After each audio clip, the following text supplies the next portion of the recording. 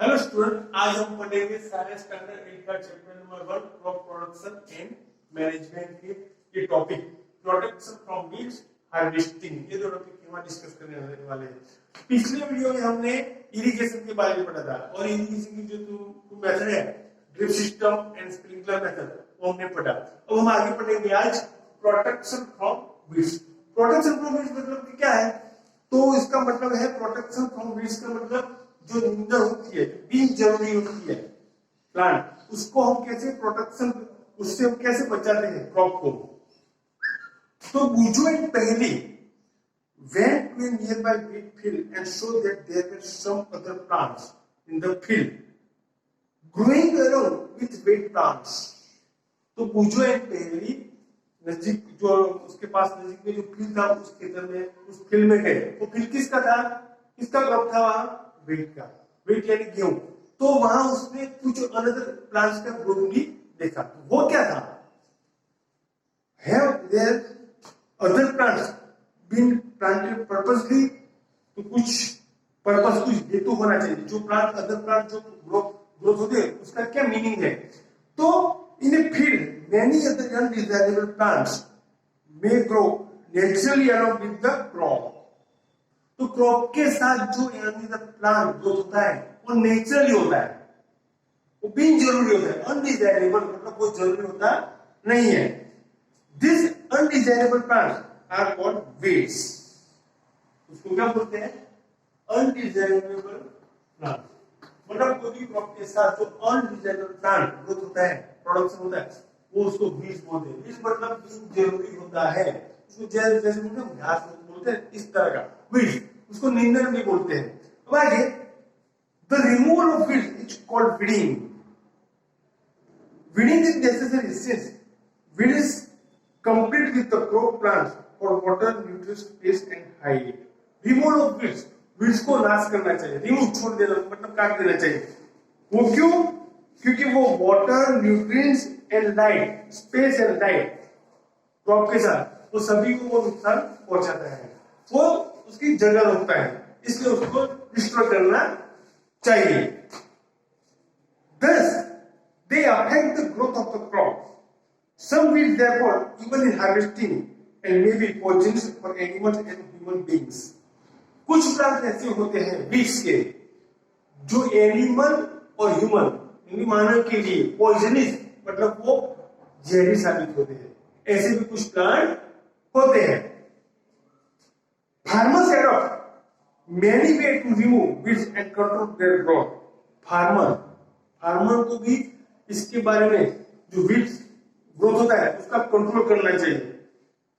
Tilling before sowing of crops help in the uprooting and killing of weeds. मतलब crop का जो tilling, जो जमीन को टिलिंग करते हैं, खेलते हैं, उससे पहले जो वीड्स होते हैं उसको कंट्रोल करना चाहिए।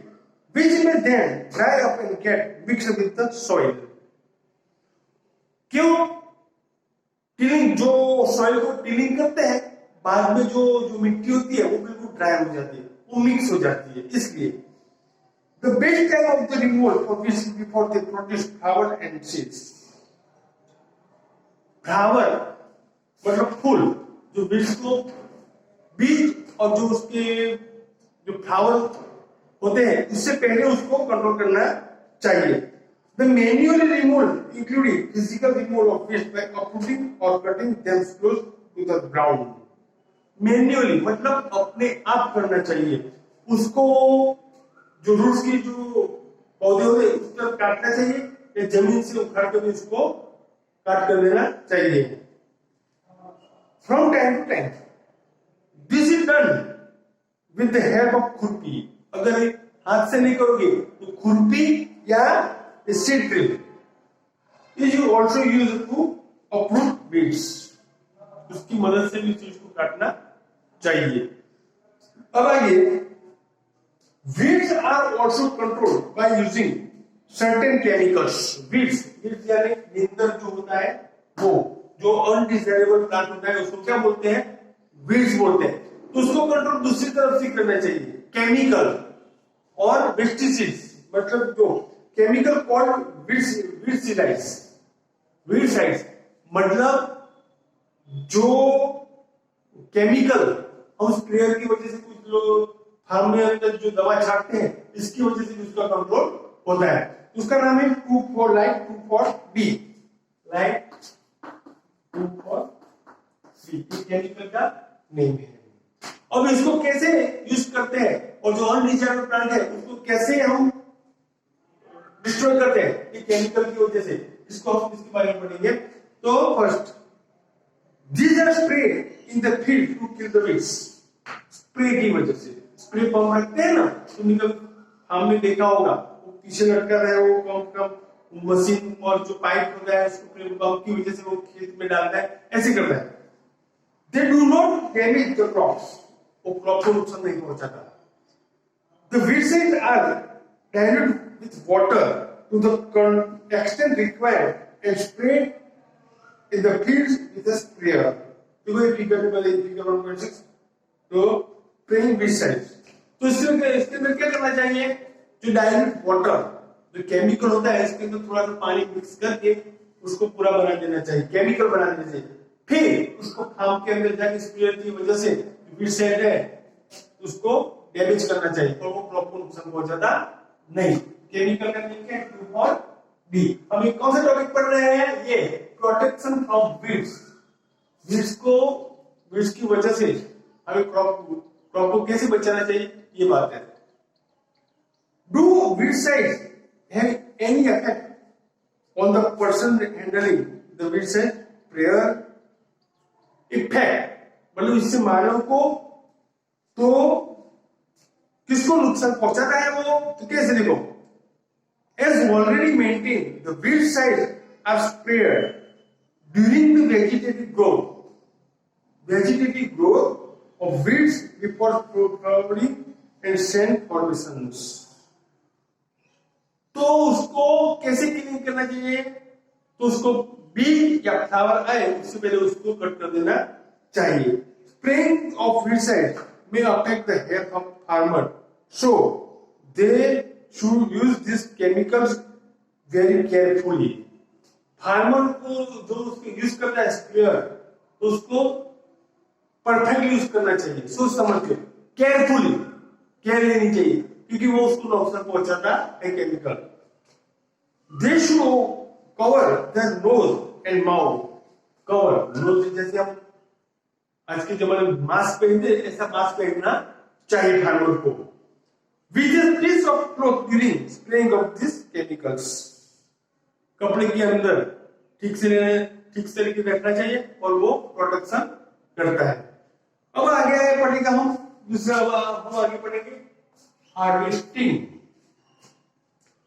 प्रोटेक्शन फ्रॉम वीड्स, तो उसको कैसे क्लीनिंग करते, उसको कैसे क्लीनिंग करते हैं वीड्स को, फिर स्प्रेयर की वजह से उसको हम कैसे प्रोटेक्ट करते हैं ये हमने पढ़ा। हार्वेस्टिंग यानी जो क्रॉप बड़ा होता है फील्ड के अंदर उसको कट कर देना। तो हम जानते हैं कि harvesting of crop is an important task, बहुत जरूरी है। फील्ड के अंदर हार्वेस्टिंग करना ही बहुत जरूरी है। कैसे? The cutting of crop after it is manner is called harvesting. तो हार्वेस्टिंग किसको बोलते हैं, इसकी डिफाइन है, the cutting of crop after it is mature is called harvesting. Harvesting की डिफाइन क्या है,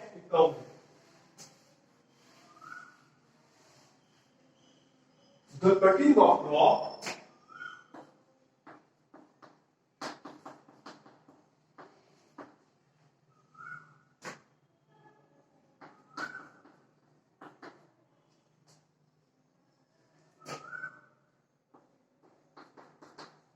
after it is manner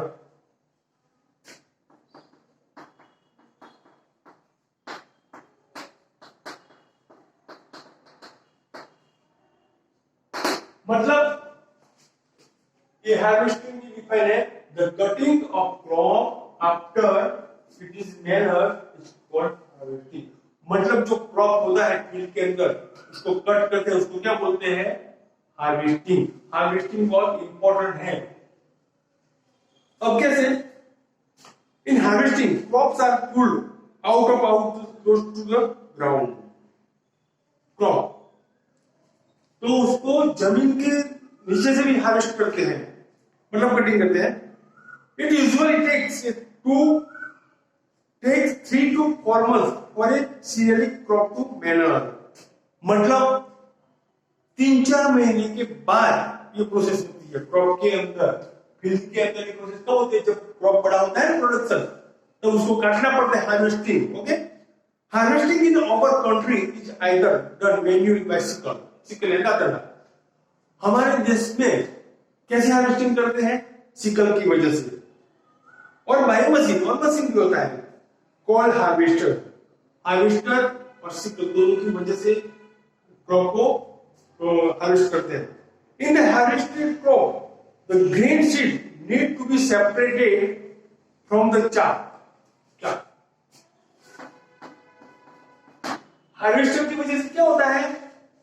उसको काटते हैं, चाप। चाप मतलब जो अंदर जो बोलते हैं ना, जो ग्रेन के अंदर, मतलब अनाज के अंदर जो जैसे ग्रास होता है, उसे क्या बोलते हैं? उसको चाप में भूसा, उसको अलग करते हैं। This process is called threshing. वो कैसे करते हैं? थ्रेसिंग की वजह से।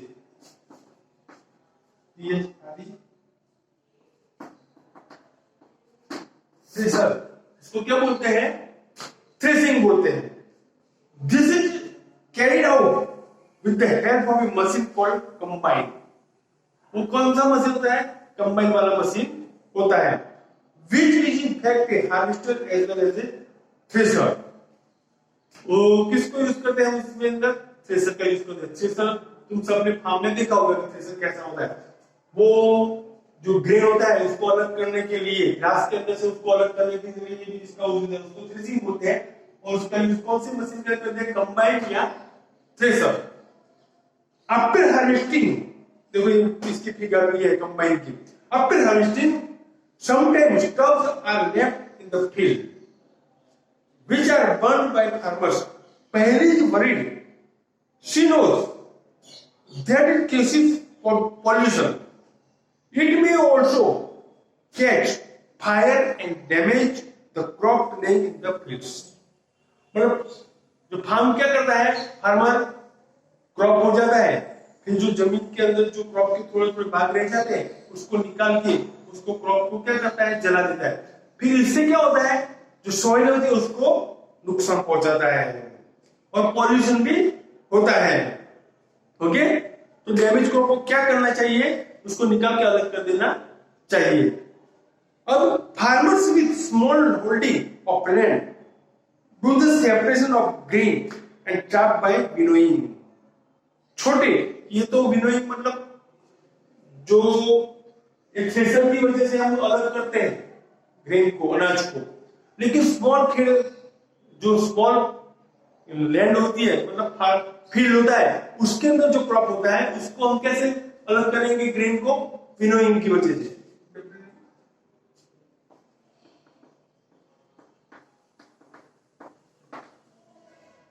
विनोइंग मतलब हम जो ग्रेन को अलग अपने हाथ से करते हैं, ऊपर हम बोलते हैं उसको। You have already studied this in class 6. Okay, हम ये पढ़ चुके हैं। विनोइंग मतलब जो अनाज होता है ग्रेन, इसको हम अलग करते हैं अपने हाथ से, उसको विनोइंग बोलते हैं। ऊपर उसको बोलते हैं उसको विनोइंग। अब ये हार्वेस्ट फेस्टिवल, वो क्या क्या होता है? तो हार्वेस्ट फेस्टिवल कैसे आता है?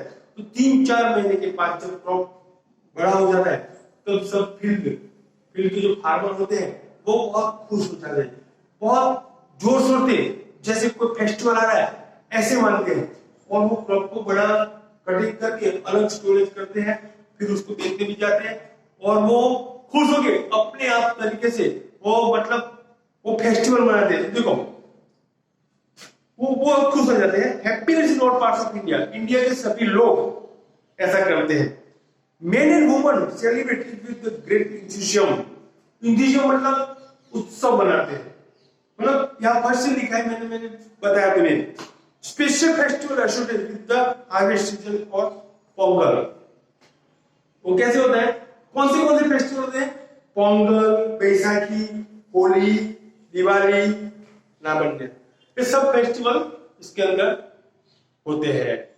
अब आगे स्टोरेज। अब दूसरा टॉपिक पढ़ेंगे हम, स्टोरेज क्या है। देखो ये मैंने हार्वेस्ट फेस्टिवल के बारे में बताया, जो यहाँ पढ़ के बताता हूँ।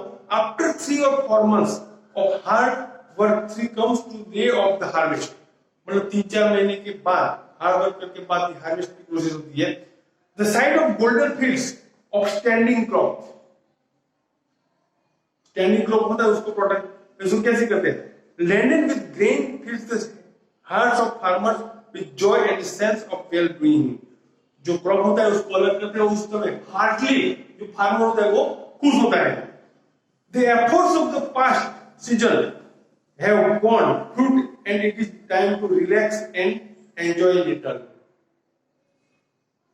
The past season, the efforts of the past season, effort यानी मजबूत होता है, have borne fruit and it is time to relax and enjoy a little. उस समय लोग कुछ खेत में क्रॉप प्रोडक्शन का जो क्लीनिंग करते हैं, उस समय वो आराम भी करते हैं और एंजॉय भी करते हैं। The period of harvest is thus of great joy and happiness in all parts of India. मैंने पहले भी बताया, लेकिन मैं तुम्हें पढ़ के बताता हूँ। तो उस समय ये सब एंजॉय भी करते हैं। In all joy and happiness in all parts of India, सभी के लोग। Men and women celebrate it with great enthusiasm. बहुत खुश हो जाते हैं। enthusiasm में उत्सव जो फेस्टिवल होता है वो special festival associated with harvest season. Harvest season के मतलब कटिंग की जो क्रॉप की कटिंग की जो सीजन है, उसकी मैंने पहले बताया ना, ये पढ़ के बता रहा हूं। देखो तो कौन सी, पोंगल, बैसाखी, होली, दिवाली, नाबंड्या एंड बिहू, ये सब ओके, समझ में आ गया। ये हार्वेस्ट का फेस्टिवल होता है, मतलब क्रॉप प्रोडक्शन होता है, उसको क्लीनिंग की जब सीजन आती है तो सब खुश हो जाते हैं। इंडिया के सभी लोग ऐसा करते हैं और खुश हो गए कि फेस्टिवल मनाते हैं। ये समझ में आएंगे। अब आया स्टोरेज। हार्वेस्ट तो हमने कर लिया, हार्वेस्टिंग तो हमने कर लिया। अब स्टोरेज की बात बता रहा हूं। स्टोरेज यानी एक जगह कलेक्ट करना, सभी जो प्रोडक्ट मतलब जो सभी क्रॉप है उसको कटिंग करके एक जगह फिक्स करना। तो स्टोरेज में क्या है,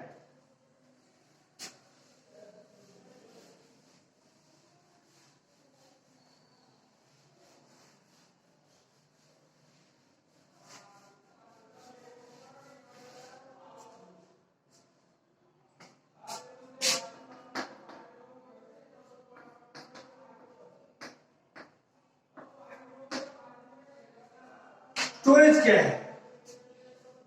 तो storage of produce is an important task. जैसे हार्वेस्ट मेन है, इस तरह स्टोरेज भी क्या है, वो मेन इंपॉर्टेंट पार्ट है।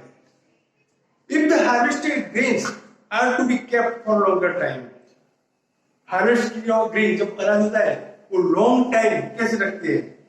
They should be safe from moisture, insects, rates and micro organism. उसको सेफ कैसे रखते हैं, मॉइस्चर यानी बेजबार होता है वो, इंसेक्ट छोटे छोटे जीव जंतु, रेट्स यानी उंदर, और माइक्रो ऑर्गेनिज्म छोटे छोटे जो ऑर्गेनिज्म होते हैं जीव जंतु, उसको इससे हम इसको कैसे प्रोटेक्ट करते हैं। Harvested grains have more moisture. If freshly harvested grains seeds are stored without drying, they may get spoiled और अटैक्ड बाय द ऑर्गेनिज्म। मतलब जो ग्रेन हम मॉइस्चर वाला होता है खेत में से लाते हैं, उसके अंदर मॉइस्चर होता है, उसको क्या करते हैं, ड्राई करते हैं। ड्राई मतलब सूखा देते हैं, सूखा देने के बाद उसको हम जमीन में रखते हैं। और attacked by the organism making them unfit for use और फॉर जर्मिनेशंस, और हेंस बिफोर स्टोरिंग देम, मतलब उसको जर्मिनेशन, जो ऐसे बीज रखेंगे तो वो नुकसान पहुंच जाएगा, लेकिन उसको जर्मिनेशन मतलब उसको बीज, मतलब जो उसके अंदर से जो दूसरा बीज दिखता है उससे पहले उसको सुखा देना चाहिए। ऐसे बीज रखेंगे जैसे जर्मिनेशन होगा। The grain are properly dried in the sun to reduce the moisture in them. Grain तो उसको सुखा देना चाहिए। This prevents the attack by the insect pest bacteria होंगी। तो प्रिवेंट एक्शन करना, तो जो ड्राई ग्रीन होता है उसको रखने की वजह क्या है, वो अच्छे से प्रोटेक्ट कर सकते हैं किसी product, insect, pest and bacteria. I show my mother putting some dried neem leaves in an iron drum. मतलब मैं सोचने लगी हूँ, मैंने देखा कि मेरी जो मम्मी है वो ऐसा बोलती है पहले, तो जो नीम के पत्ते होते हैं वो ड्रम के अंदर डालती है, containing weight. I wonder why, मुझे बहुत अद्भुत लगा, ऐसा क्यों? मतलब वेट का जो क्रॉप था, जो ग्रेन थे, वेट के दाने, उसके अंदर नीम के पत्ते उसकी मम्मी ने रखे।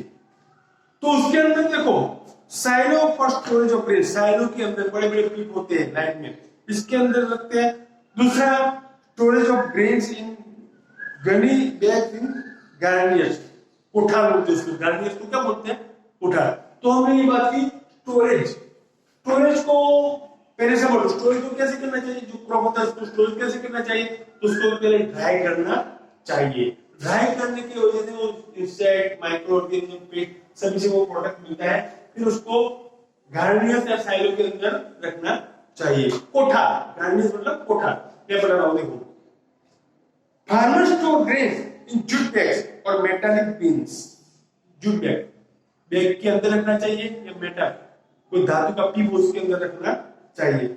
However, large scale storage of grain is done in silo and garniers. Large scale का क्रॉप हो तो उसको साइलो के अंदर, उसके अंदर स्टोरेज करना चाहिए। To protect them from pests like rats and insects. तो उसको क्या होगा, उसको प्रोटेक्ट मिलेगा, इंसेक्ट, रैट्स, सभी माइक्रो ऑर्गेनिज्म उसको नुकसान पहुंचाएगा नहीं। क्यों? गार्नियर मतलब कोठा के अंदर रखने के बाद उसको नुकसान पहुंचाएगा नहीं। तो बहुत ज्यादा क्रॉप हो तो उसके अंदर उसको भी ऐसा करना चाहिए। Dried neem leaves are used for storing food grains at home. घर के अंदर नीम के पत्ते का इस्तेमाल करते हैं ड्राइड नीम के ग्रेन के अंदर। For storing large quantity of grains in big godowns. Large quantity, बहुत ज्यादा क्रॉप हो तो उसको क्या रखते हैं, godown. Specific chemical treatments are required to protect them from pests and microorganisms. तो बहुत सारे लोगों तो हम गोडाउन में रखते हैं तो उसके अंदर केमिकल का भी यूज करते हैं, और पेस्ट खातर जो होता है उसका भी हम यूज करते हैं, इससे वो प्रोडक्ट, मैंने बोला पेस्ट इंसेक्ट, उसको प्रोडक्ट मिल सके। अब 1